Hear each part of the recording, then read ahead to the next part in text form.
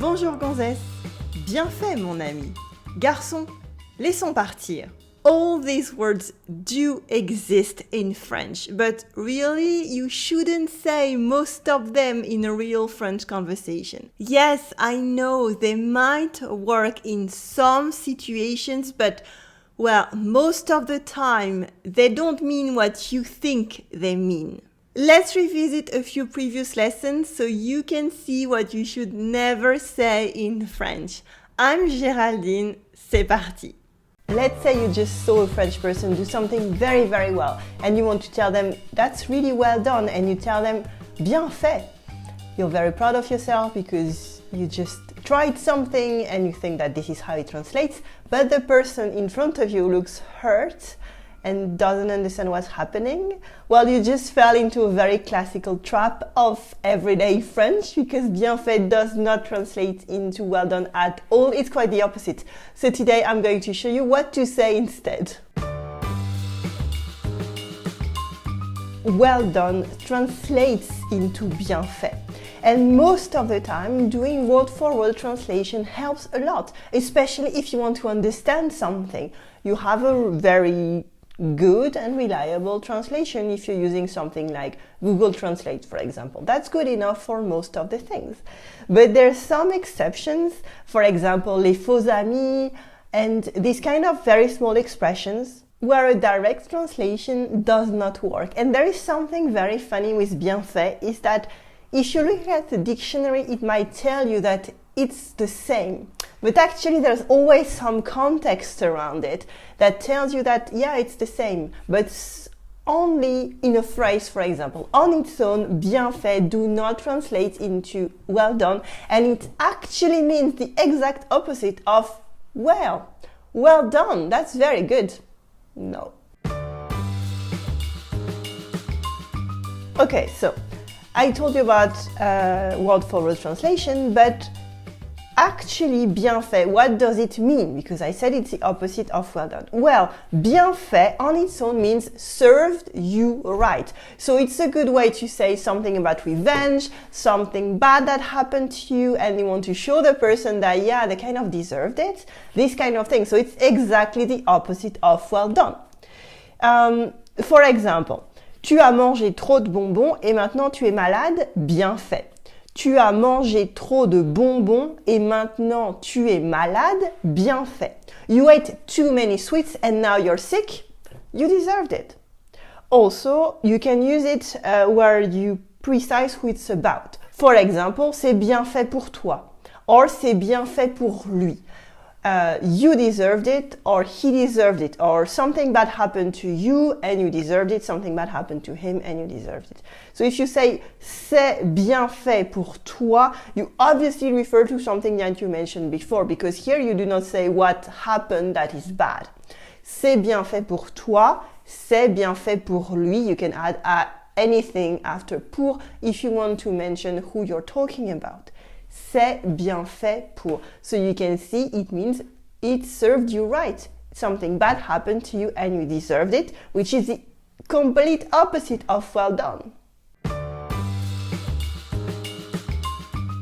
Okay, so maybe now you're scared because you've been using well done for 10 years. So how can you congratulate someone instead? Also, if you've been using well done for several years, it's fine. I mean, it's a very classic mistake. Lots of people do it. Teachers do it. It's fine. So just stop using it and move on. So how can you congratulate someone? You can say bravo. You can say félicitations as well. Bravo or félicitations. Félicitations is obviously congratulations. Félicitations, and they're used in the same way. You can also say c'est super. C'est super, that's great. C'est génial, c'est génial. Or c'est fantastique, c'est fantastique. All mean it's great. C'est super, c'est génial, c'est fantastique. Also, if you want to say that you're impressed by something that the other person did, you can say je suis impressionné. Je suis impressionné. Je suis impressionné. Here, what can you notice in the words below? You can see that I put un E entre parenthèses because if you're a woman like me, you would put an E on top at the end. And if you're a man, you would not, okay? So there's a feminine and a masculine. Je suis impressionné. And you can notice as well that I do la liaison. I say je suis impressionné, not je suis impressionné, okay? You can also give your opinion on something, not just congratulate them. You can say c'est très beau, it's beautiful. C'est très beau, c'est très beau. Or if you're talking about food, c'est très bon, c'est très bon. Don't mix them, please. It's a very common mistake. C'est très beau, beautiful. C'est très bon, it's very good for food, for example. I want to say something for advanced students. It's that bien fait can actually translate into well done only if it's in a sentence, okay? And this is why lots of students often come back to me saying, yeah, but my dictionary says that it's actually well done, so are you lying? No, it's because it's in a sentence, and very often in a dictionary we only read what we want to read and not what the actual meaning is. So you can use c'est bien fait in order to say that a work is well done. So for example, un travail bien fait, a job well done. So you see, bien fait is not alone here, and this is what matters the most. However, if you're not advanced, I highly recommend you forget about that, because you're going to make much more mistakes by misusing bien fait than you're going to make good things if you just think you're right. So remember that bien fait does not translate into well done. And if you're advanced, that bien fait can mean something good if it's used in a sentence to qualify something that you're talking about. So for example, un travail bien fait, a job well done. Okay, that was important for me to tell you because I want to give you the context of why I'm teaching you this today. Okay, bien fait is a very, very common mistake, and I see so many students, even books making it, books teaching French, that it just drives me a little bit mad. And today I wanted you to avoid this mistake. Don't say mon ami in French. It is a big cliché. French people would never use it to translate something such as hello my friend, never ever. But you might be thinking, wait Géraldine, I've heard that everywhere in movies with French characters, like in Beauty and the Beast with Lumière. Well, listen. Well, Lumière, old friend, shall we let bygones be bygones? Of course, mon ami. I told you she would break the spell. I beg your pardon, old friend. Are you saying that Disney lied to me? Well, yes, I kind of am, because if you use mon ami alone as in a translation of hello my friend, for example, it's a complete cliché and you will look like a tourist who only know those. So today I'm going to help you fix that and show you what to do instead. Mon ami means my friend. However, in every American movie that has a French character, they kind of have to say it at some point, as we saw in La Belle et la Bête. It's kind of when the characters say bonjour with a super heavy accent, bonjour. It shows that they are French, okay, we get that, but no one ever would say anything like that in France. And by the way, in the French version of La Belle et la Bête, do you know what nationality Lumière is? Il y a le pour et il y a le contre. He kind of sounds Italian, or at least this is what his accent implies. Of course, if you took your children to see the original version in 1991 in a non-French country, you didn't notice any of this. But now you can, because he rolls his R's in a very non-French way. Il y a le pour et il y a le contre. He says r. Il y a le pour et le contre. I'm overdoing this on purpose, but this is not a French R. This is r. The French R is r. Very much at the back of the mouth. So absolutely not that. However, in movies, switching from Italian to French is very common. Oh, elle est si touchante. Elle sent qu'elle ne pourra pas résister longtemps. Mi amore, ragazza, avec Pepe tout se passera bien. Using mon ami alone as, for example, hello my friend, will only make you sound like this kind of cliché, which is not what you want. It's kind of the oral version of looking like that to sound French, or like that. And that's Super Dupont, a superhero, which is a stereotype by French people, of French people, by Marcel Gottlieb. And you deserve better in your French. Mon ami is used for close friends. And obviously you can use that in a proper sentence. If you want to introduce a friend, for example, je te présente mon ami Marie. Je te présente mon ami Marie. Let me introduce you to my friend Mary. But on its own, for example, bonjour mon ami, comment ça va? That's such a big cliché. And it's just a mistake, it's okay, it's no big deal. For example, when I was working in Leeds in England, people every 14th of July would wish me Happy Bastille Day in French, which was very kind and very nice. But if you want to learn French, it would be interesting to know that le jour de la Bastille or la fête de la Bastille doesn't exist at all. We say le 14 juillet, that's it. Instead of using mon ami, you can simply use your friend's name if you want. For example, instead of saying je suis là mon ami, you can say je suis là Marc if your friend is called Marc. Or you can just remove it. For example, instead of using the cliché bonjour mon ami, just say bonjour, and that's really good.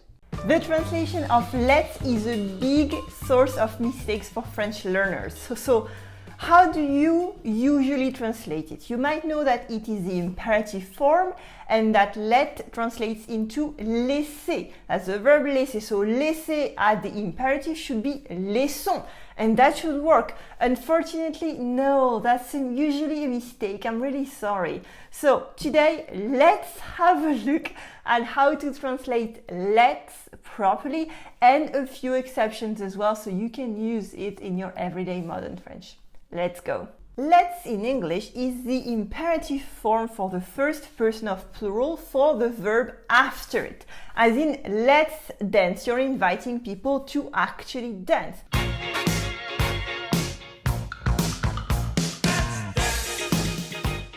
In French, you can just translate it with the imperative with nous for that second verb, which is dance in the example. The French imperative for danser with nous here is absolutely simple. It's like the present tense. So for danser, which is to dance, we would do nous dansons, you remove the nous and you have dansons. This is the translation for let's dance. Let's dance is actually dansons. So as you saw with the example, if you use let's and another verb, don't use laissons to translate your let's here. You just have to use the imperative form. You don't have to translate the let into laisser, which is actually the right translation, which means to let or to leave. It's not a big mistake, but it's something that I've seen over the past 8 years that I've been teaching French, and honestly, it's okay to make mistakes in French, but I know that my students who are actually watching Comme une Française every week want to make less mistakes. So I'm going to show you examples where you can actually translate it differently in a more everyday French. But this idea of not translating this let's into laissons is going to make you avoid 99% of the mistakes linked to this translation of let's in French.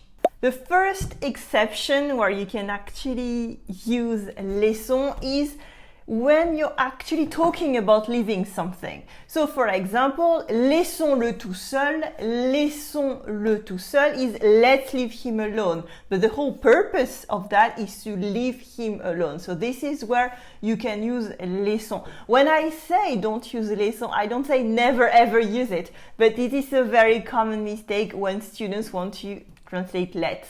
The second exception is when you're using the negative because it might come out a bit abruptly. So you can use ne dansons pas when you want to say let's not dance. Ne dansons pas is the right way to actually say something negative in the imperative. Let's not dance, ne dansons pas. But it's a bit formal and a bit abrupt. So in everyday life, you would use another expression, another kind of sentence. For example, pas la peine de danser. It's not worth dancing. Pas la peine de danser. Dancing is not worth it. Pas la peine de danser. Or, depending on the context, évitons de danser. Évitons de danser. Let's avoid dancing. So as you can see here, we translate this let's differently depending on the context of the sentence. And the third one is my favorite because this is where students struggle the most, even though it's really simple and it can help them speak so much better. It's the translation for let's go. Let's go translates into allons-y, which is something that you probably learned at school, but it's by far not my favorite way to say it. I would say on y va or c'est parti instead. They sound much better to me. On y va or c'est parti. Finally, if you want to answer a question with this let's that you would answer in English, you can use French expressions such as oui, super, or bonne idée, great idea, good idea, bonne idée. For example, et si on allait dîner? Bonne idée. Et si on allait dîner? Bonne idée, which is a translation for let's actually do it. When speaking French with French people, you might use French words that you think are cool because you learned them when you were younger at school, or maybe from movies from the 70s that you love, or a song, and then you use one of them. For example, you use une gonzesse for a woman because you heard it in one of Renaud's songs. And the person in front of you looks at you like you are a dinosaur. I have some bad news for you. A lot of the informal French that you might have learned when you were at school is probably outdated now. So today we're going to see some examples and what to say instead. Une gonzesse, like we saw in the introduction, is French slang for a woman or a girl, but it's frankly outdated and it's really misogynistic now. Even though it was used in the French media in the 70s, for example, in the very beautiful song from Renaud, Ma gonzesse. Ma gonzesse, celle que je suis avec ma princesse. These days, if you want to use French slang, you can use another word instead of une gonzesse. You can use une meuf, for example. But again, I don't necessarily recommend you use that because you're trying too hard to sound like a young person, and even for me, it sounds really young. You can use une nana as well, but this again is a bit outdated as well. It's better to use une femme for a woman, or une fille for a girl.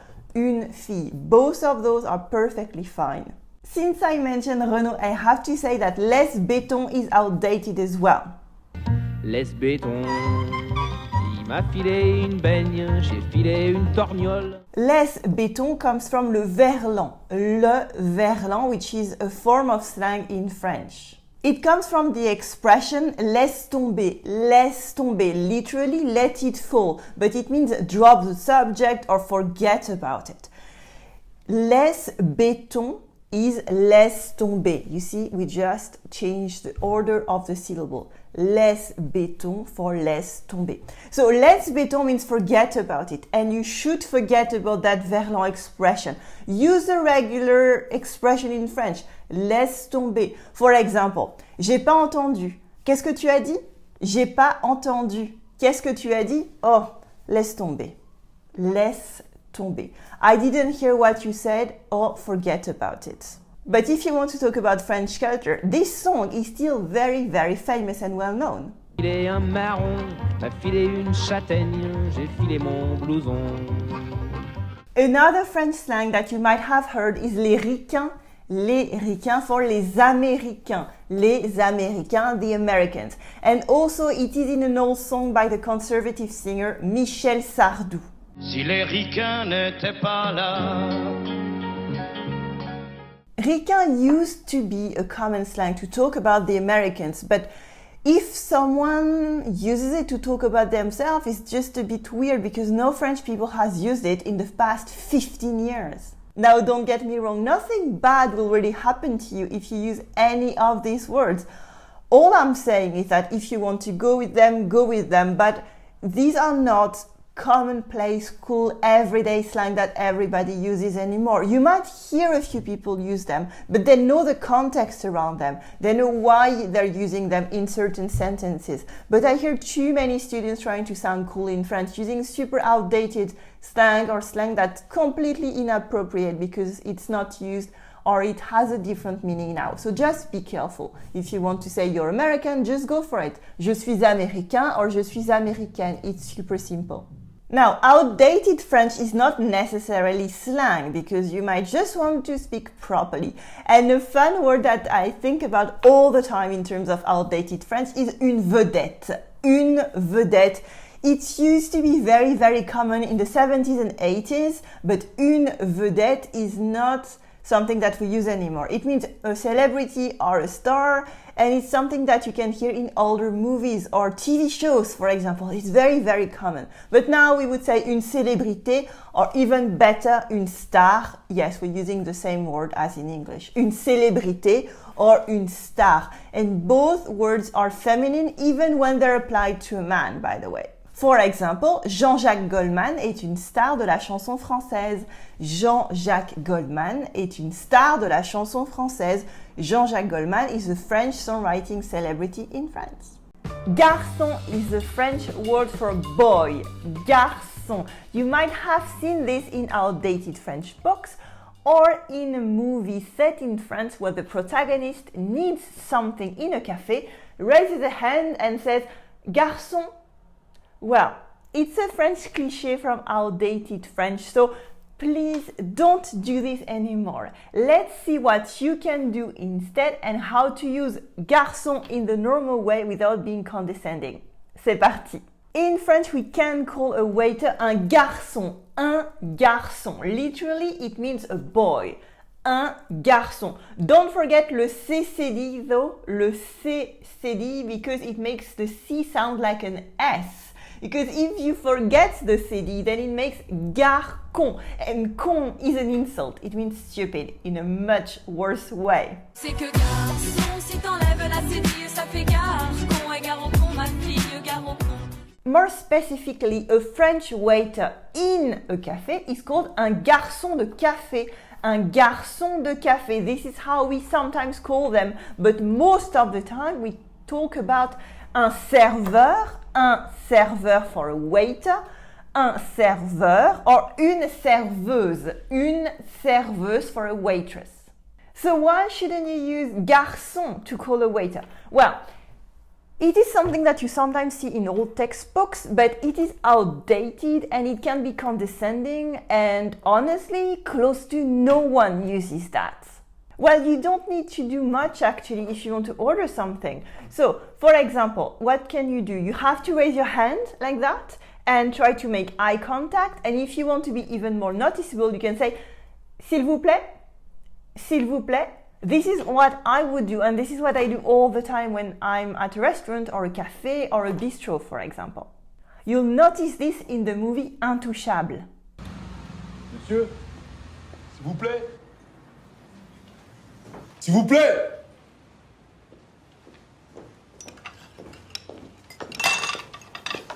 Oui.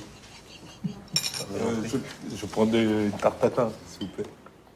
This is a very funny scene, very French, where they're going to make fun of the waiter after. If you want the bill, you can ask l'addition s'il vous plaît, l'addition s'il vous plaît, and they will come with the bill.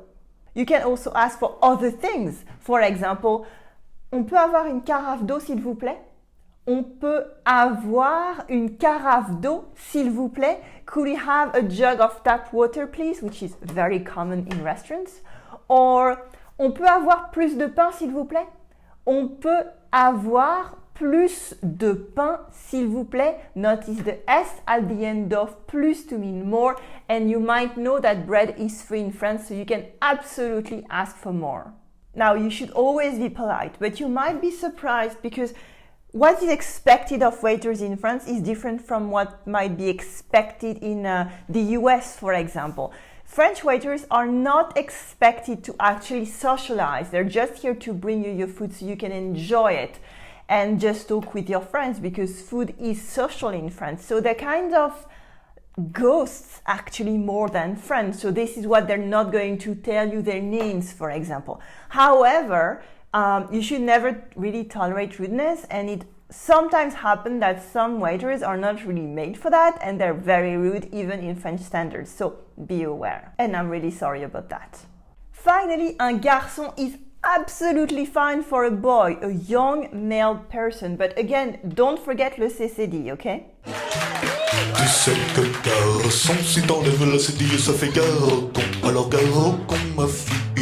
Mon garçon is my child or my son. Mon garçon, and un petit garçon is a small boy. That's pretty easy to guess. For young men, it is a bit condescending to talk about un garçon, just like in English, I assume. But in everyday slang, what you're going to use instead for a male friend is un mec or un gars for a dude. Un mec or un gars. It is a normal word of familiar French for a man.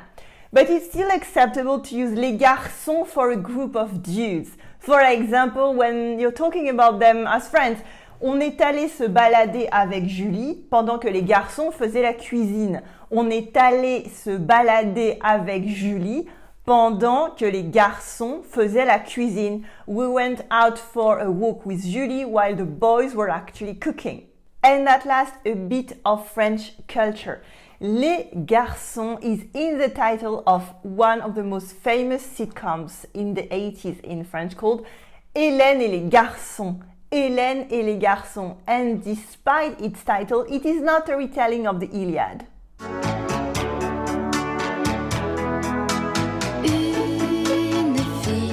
So today we saw what you should mostly never say in French. You don't have to remember everything, but you can write down a few of these words such as bien fait, garçon, and mon ami.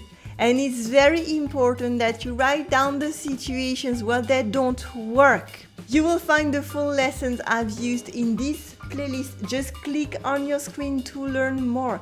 I will see you in the next video. À tout de suite.